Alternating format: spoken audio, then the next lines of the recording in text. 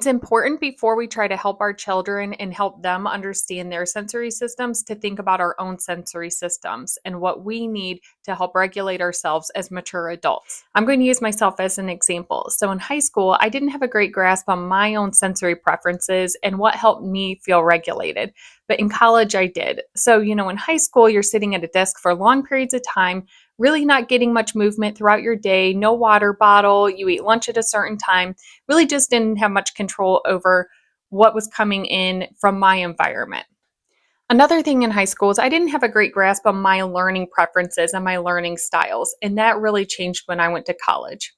In college, I had a lot more control and say over when my classes were scheduled. So, me personally, I'm a morning person, so having morning classes was very beneficial. Also, I was able to move a lot more. So, I would walk across campus in between classes. I was able to drink coffee, bring a water bottle, bring snacks, and eat them in lecture halls. I mean, those are things that were very beneficial to me.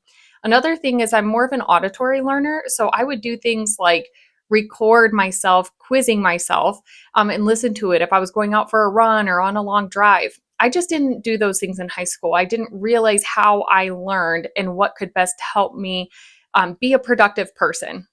Another thing that's important to consider is, does it change during the day, like your alert levels? So, for instance, for me, again, I mentioned I'm more of a morning person. I'm more alert in the morning. I'm also tend to be a little more anxious. I also drink a lot of coffee, so that probably doesn't help.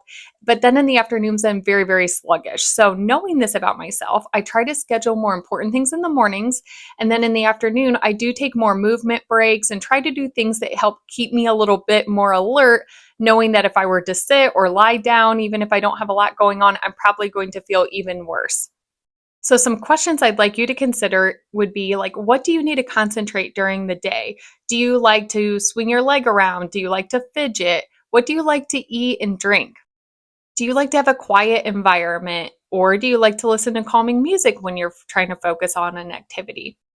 What type of seating do you like? Do you like to work standing up? Do you like to have a swivel chair?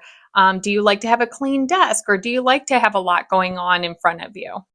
So I'm going to go ahead and post a link, and this is going to give you an adult sensory checklist to complete, which again can just give you more information about what activities help you feel more alert or activities that make you feel a little more calm.